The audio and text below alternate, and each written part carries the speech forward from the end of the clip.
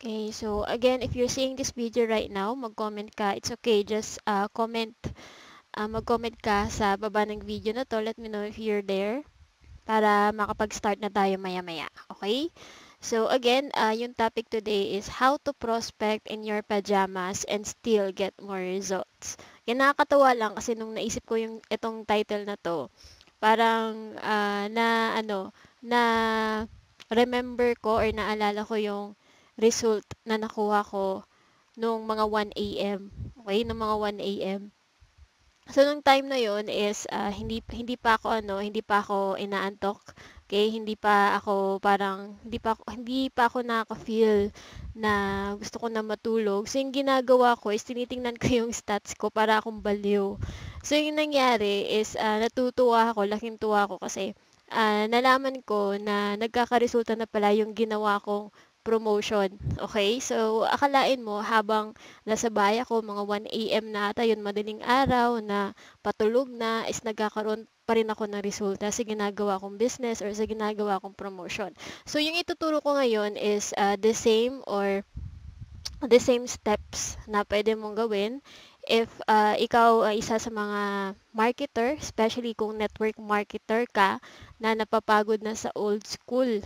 Okay? Yung old school na prospecting na ginagawa, 'di ba? Kasi na-experience ko din 'yun before at nakakapagod talaga. Kasi nung first experience ko sa marketing business nang wala pa talaga ako knowledge, wala pa akong alam sa kahit anong business talaga, zero, kumbaga zero knowledge is nag-start din ako as offline yung kumakausap ng mga kaibigan, pumupunta sa iba't ibang places, tapos yung resulta ko is kakarampot lang. Parang malaki pa yung nagastos ko kaysa sa nakuha kong result. Naalala ko pa na pumupunta kami sa mga provinces at yung nakuha ko lang na downline, mga dalawa lang ato yung seryoso doon. Tapos parang hindi umabot ng 10. Tapos imagine, ginagawa ko yung business ng almost 2 years. Tapos yun lang yung resulta ko.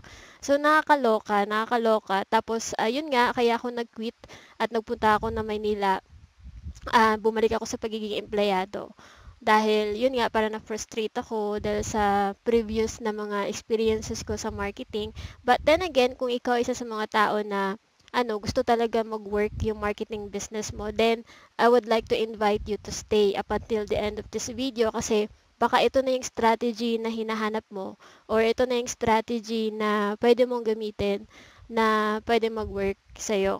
Okay? Sa kahit anong business na meron ka, sa kahit anong industry ka man, kahit ano pa man yung ino-offer mo, pwede mong gamitin ang strategy na to. Okay? So again, yung topic today is, how to transition from old school to new school networking and prospect in your pajamas. Ito, naalala nyo yung magpe-present sa coffee shop o magpe-present sa food court. Alam mo yung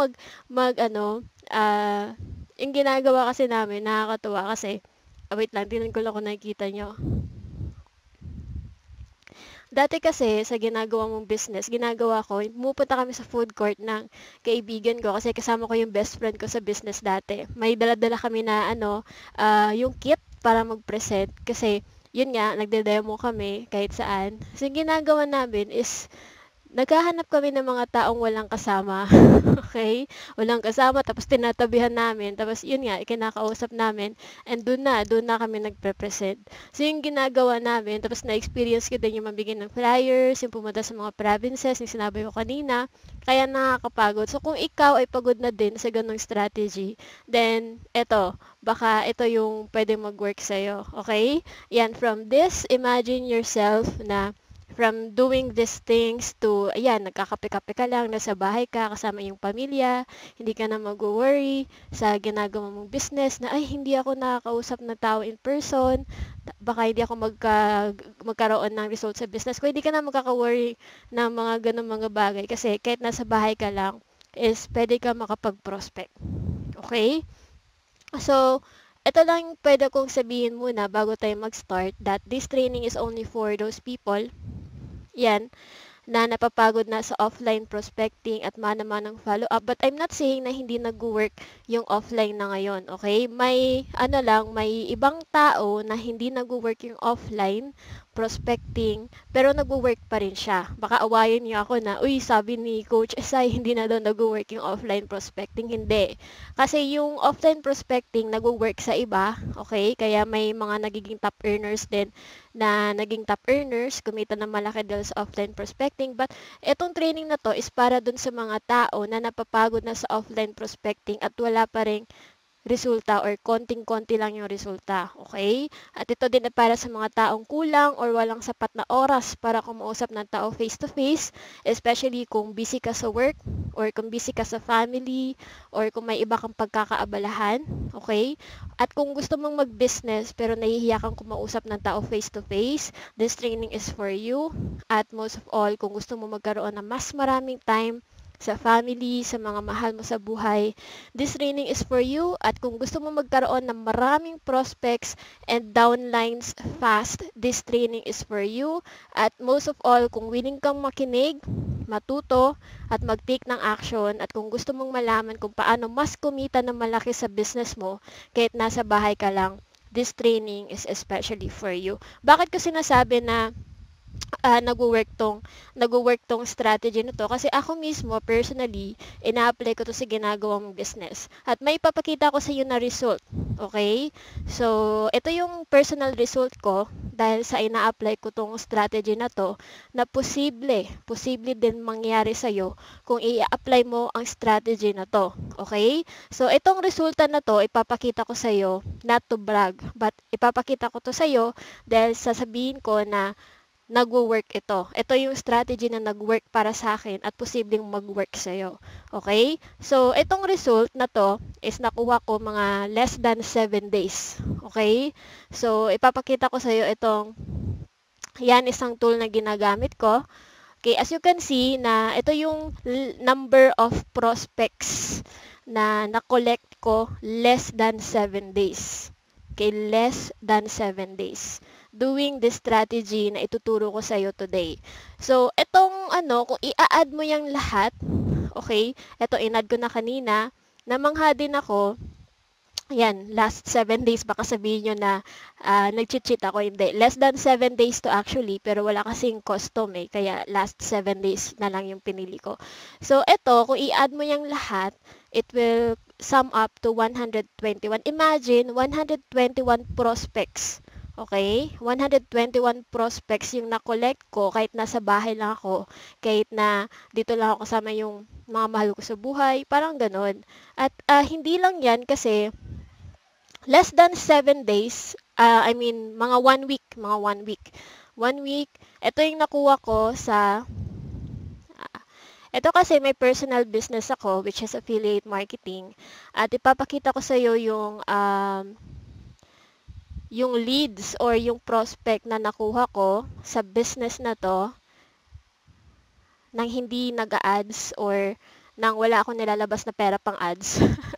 Nakaka-amaze, 'di ba? So, ito yung number of prospect, 210 sa loob ng isang week, isang linggo. Imagine, kung mangyayari yan sa business na ginagawa mo, kung may experience mo din yan, imagine na lang kung ano yung maidudulot ito sa business mo. Siguro hindi ka na mahihirapan na mag-prospecting, parang maging sisiyo na sa'yo ang lahat, magpo-focus ka na lang kung paano sila i-convert. Parang ganun, okay? So, yan guys, pinakita ko na sa inyo na eto, nag-work talaga siya para sa akin at posibleng mag-work sa'yo. So, itong training na to, actually, dinivide ko into 3 phases. Okay? 3 stages, kumbaga. Tatlong stage. So, yung pag-usapan natin ngayon is yung 3 phase. 3 phases. Sinegment ko. So, itong strategy na to, ito yung building, engaging, and converting. Okay? So, ang phase 1 is building, phase 2 is engaging, and phase 3 is converting. So, yan yung pag-uusapan natin. And tomorrow and the next day, ko share yung phase 2 and phase 3 within this week. Kaya make sure na nilike mo yung fan page ko para ma-notify ka sa next na training. So, pag-uusapan natin ngayon yung building. Yan, building. Paano ba yung building na yan? The best analogy is yung pagtatayo ng bahay. 'Di ba? Kasi yung business natin is also like building a house. Kailangan na may maayos ka na framework, kailangan na alam mo kung ano yung ginagawa mo. So, parang ganun. It's also like building a house na kailangan may foundation, kailangan may parang mga bakal ka na ilalagay para mas firm yung foundation mo. Kailangan na okay yung mga tools na ginagamit mo para mabuo mo ng maayos yung bahay mo na kahit anong bagyo or kahit anong mga tribulations, mga challenges, hindi yan magigiba. Okay? Kailangan na alam mo talaga ano yung mga elemento na kailangan mo para sa pagpapatayo ng bahay mo. Okay? Kasi again, marketing is about building a house, building your empire. Okay? So ngayon, how can you prospect in your pajamas? Siguro yan yung tanong mo sa akin ngayon. So you can prospect in your pajamas by creating your own online empire. Okay? Kasi yung pag-uusapan natin dito is about using the internet. Yan. Be innovative and take advantage of the internet. Bakit ko nasabi na be innovative and take advantage of the internet at bakit kailangan mo na mag-create ng sarili mong online empire? Ito, maipapakita ako sa iyo na infographics. Okay? Hindi ko ginawa itong infographics na to. Okay? Disclaimer lang. Itong infographics na to, nakuha ko sa digital marketing. Yan yung logo nakikita mo sa upper right. Nakuha ko yan sa website nila. Bakit kailangan mong i-take advantage yung internet? Bakit kailangan mong mag-build ng online empire mo as early as today? Kasi sabi dito sa social media trends na nakikita nyo sa screen, nakuha ko, yan, na 4 billion na mga video views daily. 4 billion yung mga taong nanonood ng video araw-araw. 1.49 billion monthly yung mga active internet users at 1.31 billion yung mga users ng mobile devices. At sa YouTube, may 1 billion active users. So, yan yung sabi ng social media trends. Yan sa ano yan siya, Philippines, kasi nakita nyo yung logo ng company nila, Philippines. Yan yung parang infographics na binili nila. Ginawa nila. Okay? So, meaning nun is social media is the best place or the internet is the best place para mag-market. Okay? Ito pa yung isang infographic from Digital Marketing Philippines. Sabi dito na, yan, palakihan ko.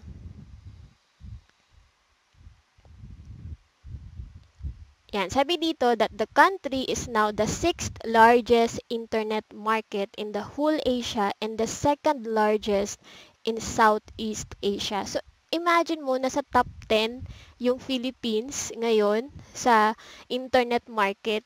So, that means that lahat ng mga tao, almost lahat ng tao sa Pilipinas ay gumagamit ng internet, 'di ba?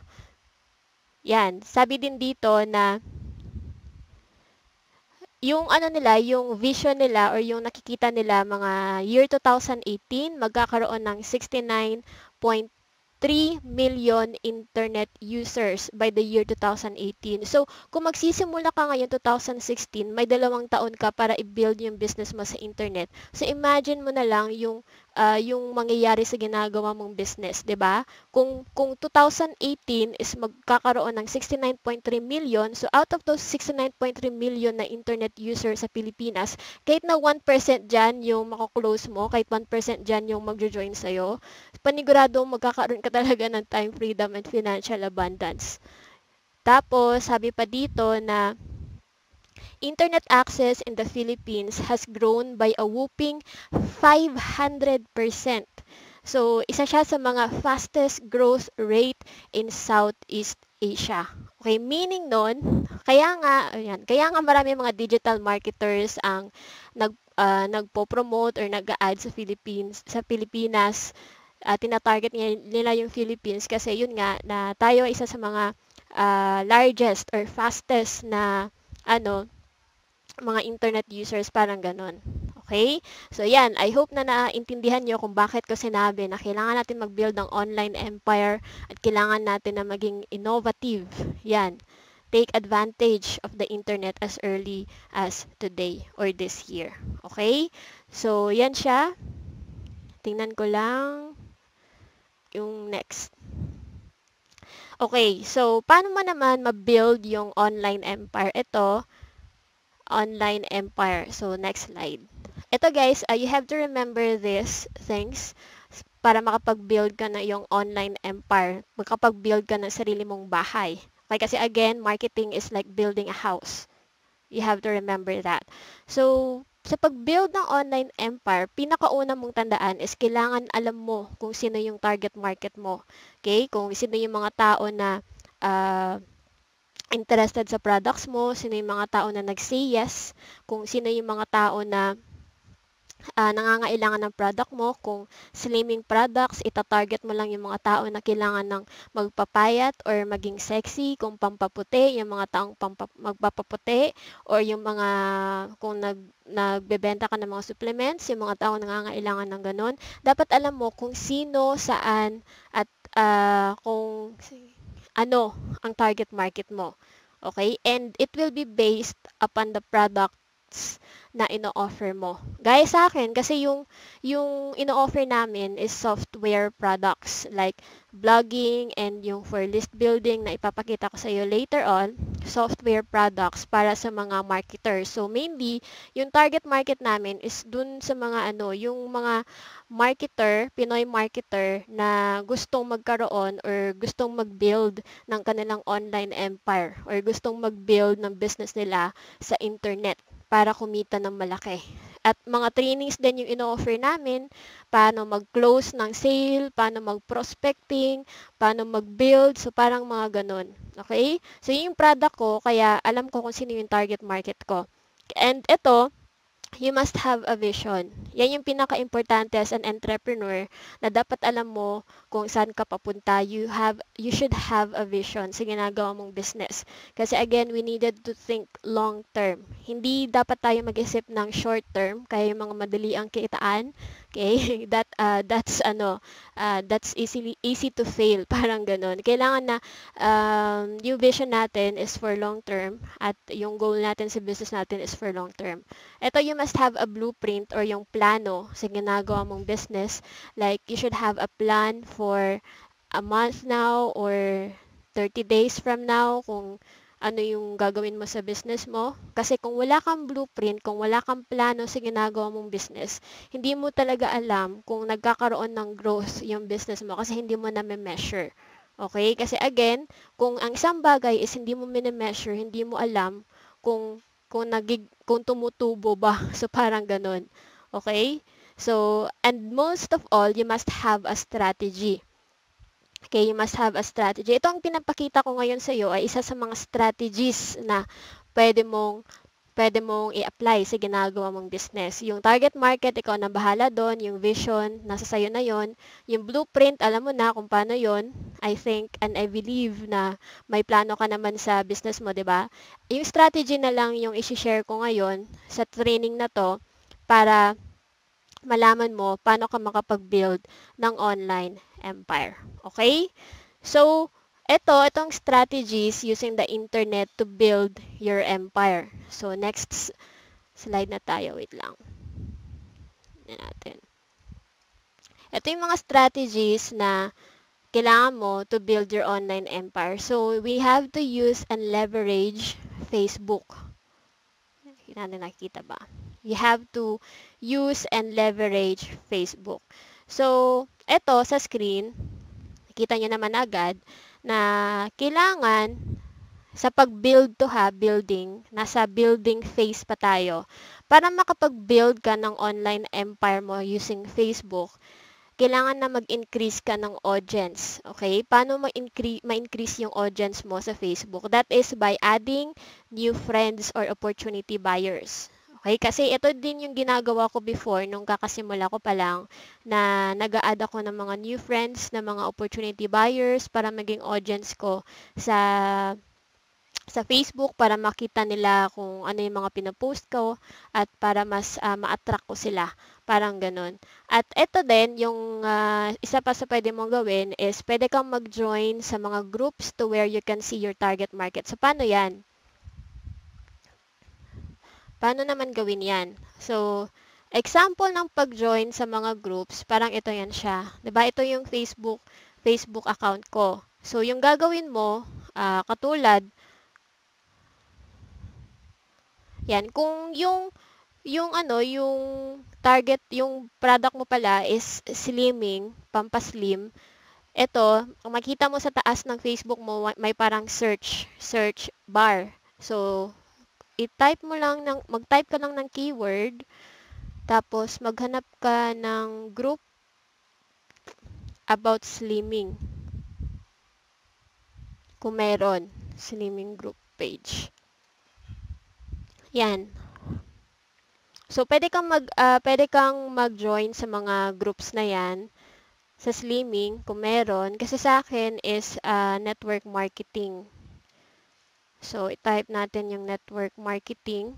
Yan, nakikita nyo na maraming groups about network marketing. So, i-open mo lang yan. Tapos, pwede kang mag-join. Ito, i-click mo lang yung join para makapag-join ka.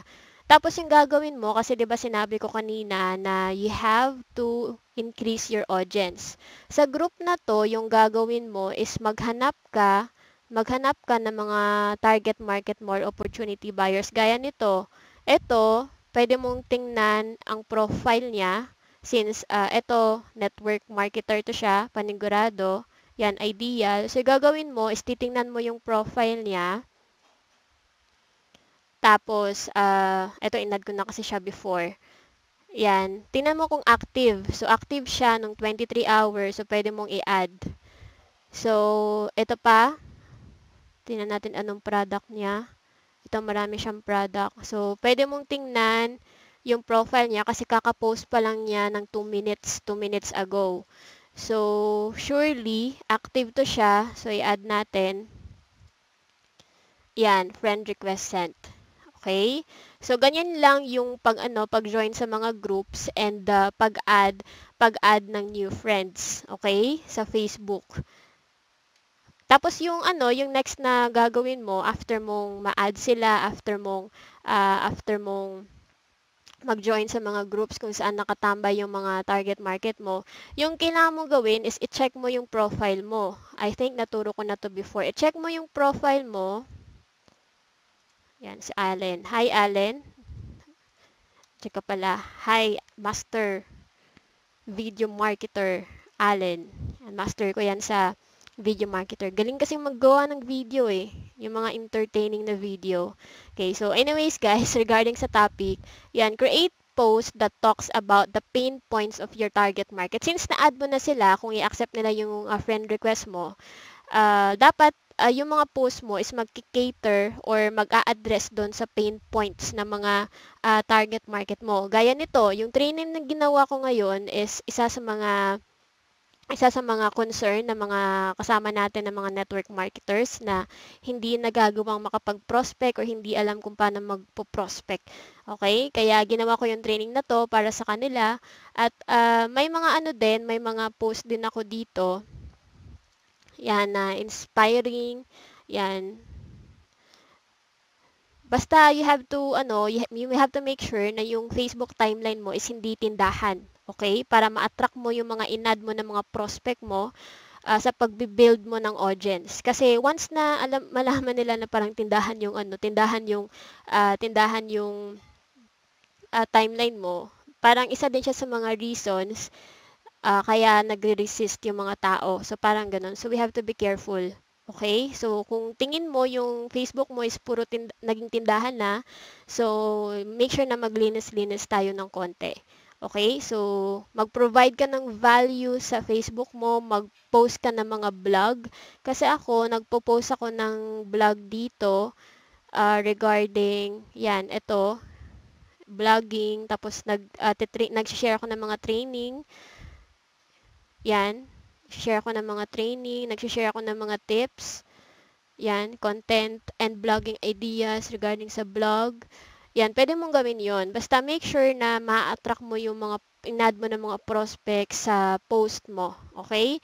So, yung next is create your own fan page and brand yourself. Since we're going to build your own online empire, kasi itong kadalasan na tinatanong sa akin, na coach, ano bang pinaka-the best na gawin? Yung ilalagay ko ba sa fan page ko, yung company ko, or yung sarili ko? Depende sa'yo, but depende sa'yo kung ano yung gusto mo, okay? Pero, yung pinaka-the best na pwede mong gawin is i-brand mo yung sarili mo. Gumawa ka ng sarili mong fan page. Gaya nito, may sarili akong fan page. Padamihin mo yung likes for authority. Okay? Kasi importante na makilala ka muna ng mga prospect mo para ma-build mo yung know, like, and trust. 'Di ba? Kasi kung yung prospect mo is hindi ka kilala, hindi ka trusted, or hindi ka gusto, hindi talaga sasali sa'yo yan. So, kailangan i-brand mo yung self mo. Kailangan i-brand mo yung self mo para ma-build mo yung trust at mas makilala ka pa nila kung sino ka talaga. Okay? Yan. Tapos mag-post ka lang ng mga valuable na information or valuable content sa fan page mo din. Kung may mga training, pwede kang mag-post ng training. Okay? Basta yung any content na makakatulong sa mga target audience mo. Alright? So, yung next is, pwede kang mag-create ng sarili mong group page to gather interested people. Ako may ginawa akong group page na pinablik ko. Tapos, dito ko iniipon yung mga opportunity buyers. Yan. Pinoy Marketers Avenue. So, may 1,276 members na. Yan, pwede kang gumawa ng sarili mong Facebook group page, okay? To gather interested people. And isa pa sa pwede mong gawin to build your empire, online empire, is pwede kang gumawa ng Facebook live training gaya ng ginagawa ko. At gaya din ng ginagawa ng ibang successful na internet marketer at online network marketer sa buong mundo na nagsishare sila ng Facebook live training, nagtuturo, nagsishare ng tips, pwede mong gawin yon. Okay?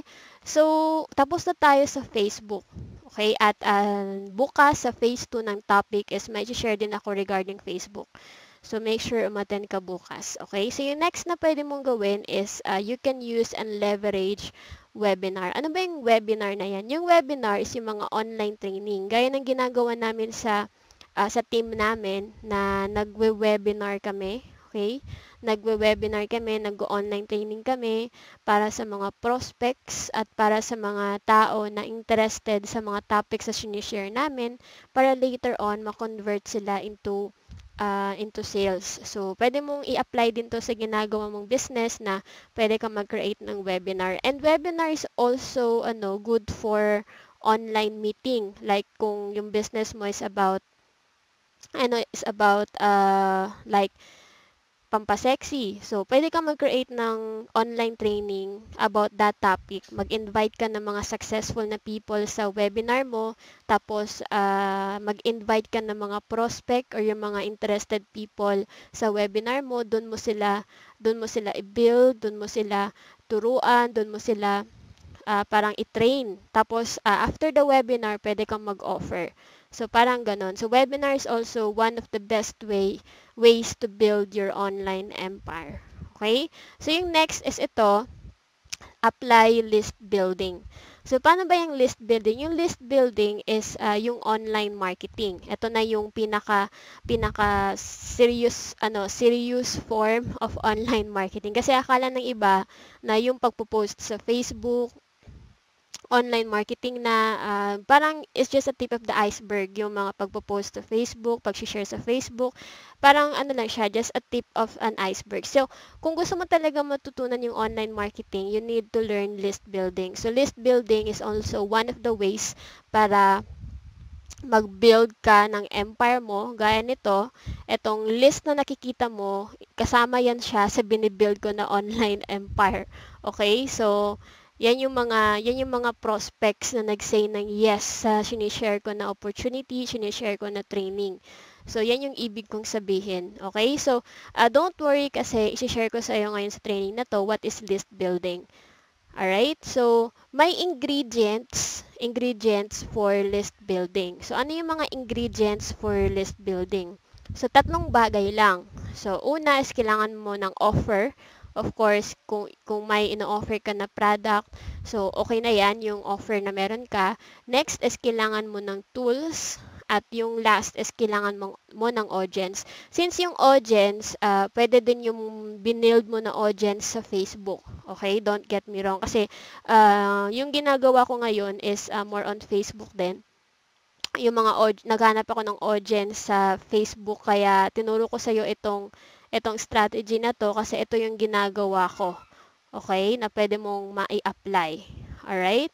So, yan. Ito yung tatlong ingredients na kailangan mo para makapag-list building ka or para sa online marketing sa ginagawa mong business. Kasi, if you have these ingredients, itong ituturo ko sa iyo ngayon, it is really very possible for you to prospect in your pajamas or to prospect anytime kahit saan ka man sa mundo.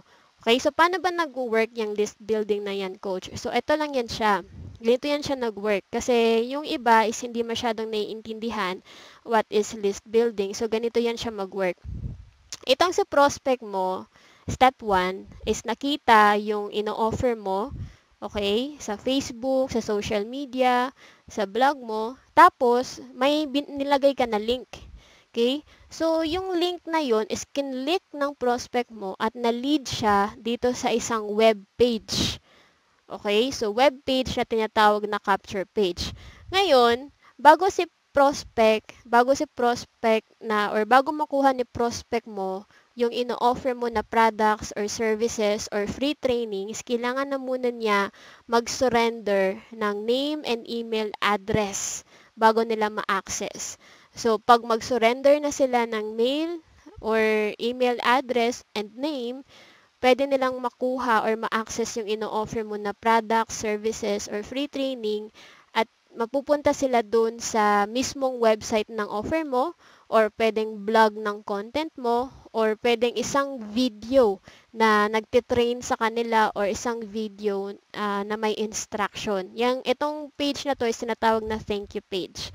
Okay, tapos yung email naman na nakuha nila or nilagay nila dito sa capture page mo, mapupunta sa tinatawag na email host or autoresponder. Ito yan siya. Yan, dito sila mapunta. So, ipapakita ko sa iyo yung actual. Okay? So, mas okay kasi kung makikita nyo ng actual. Tingnan natin. Login tayo sa ginagamit ko na tool for list building. Yan, papakita ko sa inyo ang actual. Okay, example, ito. Ito, ako si prospect. Okay, ako si prospect. Ako si prospect na nagpunta sa Facebook. Okay, so ako si prospect nagpunta sa Facebook. Tumitingin ako ng mga post sa Facebook, tapos nakita ko yung pinost mo na offer. Yung offer na yon is kinlik ko. Ito, example. Yung offer na yon is ikinlik ko. Pag-click ko sa link na yon na nilagay mo sa post mo, okay, is napunta ako sa isang tinatawag na capture page. So, ngayon dito sa capture page, sinabi na bago ko makuha yung video na gusto ko, kailangan ko munang mag-surrender ng name and email address ko. Okay? So, pag mag-surrender na ako ng name and email address ko, i-click ko yung call to action button, mapupunta ako sa isang tinatawag na thank you page. Okay? Itong thank you page na to, ito yung video na nagbibigay ng training. Okay? So, parang ganyan. Tapos, saan naman napunta yung email ko? Napunta siya dito sa email host or tinatawag na autoresponder. So, ganyan actual nag-work. I hope na clear na sa inyo paano to nag-work. Okay? So, yan siya. So, yan yung big picture. So, ngayon, ano yung mga tools na kailangan mo for list building? So, pinakauna is yun. Kanina, sinabi ko sa iyo yung capture page builder at thank you page builder. So, capture page software. So, itong ginagamit ko, ito yung software na ginagamit ko na pwede mong gamitin din. Okay? So, yan, capture page software. Tapos, yung next is kailangan mo ng blogging software para makapag-build ng content mo at most of all, para makapag-build ka din ng list. Okay, bakit importante tong blogging software? Ito, papakita ko sa iyo yung blog ko na makikita mo dito na napakaraming capture page na nilagay ko. Kasi once na ako prospect, nakikita ko yung blog na pinost mo sa social media, sa Facebook, tapos kinlik ko yung blog mo, mapupunta ako sa mismong blog mo, 'di ba? So, ako prospect, pag nakikita ko ng napakaraming capture page na naglalagay ng napakaraming free training, syempre, may engganyo ako doon. Okay? Try natin mag-load.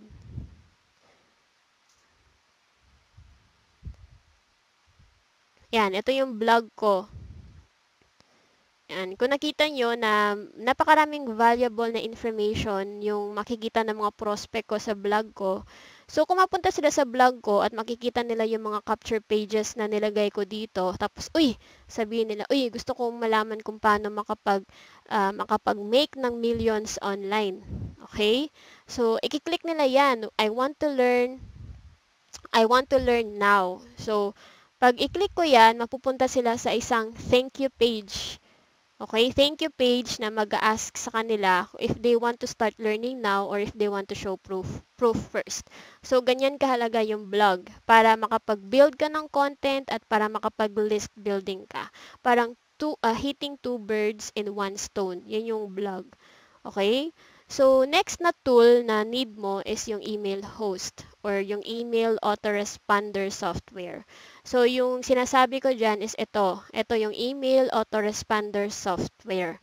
So, may free 30 days trial itong GetResponse, itong email host ko na pwede mong subukan. So, email autoresponder software na pwede kang mag-send ng follow-up email mo sa prospect mo na hindi mo na kailangan na magpa-load sa cellphone or mag-text sa kanila araw-araw para i-follow up. Kahit natutulog ka, pwede mo silang i-follow up, mag-schedule ka lang. So, paano to nag-work? Gaya sa akin, yan, nakagawa ko ng mga autoresponder dito naniningil na si GetResponse sa akin. Gumawa ako ng autoresponder sa ginagawa kong business. Okay? So, yan, may ginawa ako na autoresponder. Sana ba yung maraming autoresponder? Yan. So, itong free training na to. So, nag-set up ako ng series of emails para ma-follow up yung mga prospect ko na kahit natutulog lang ako. Okay? Sineset ko yan ng mga morning, ng gabi, at minsan, gumagawa ako ng automation like kung i-click nila ang email ko, mapupunta sila sa isang email na naglalaman ng another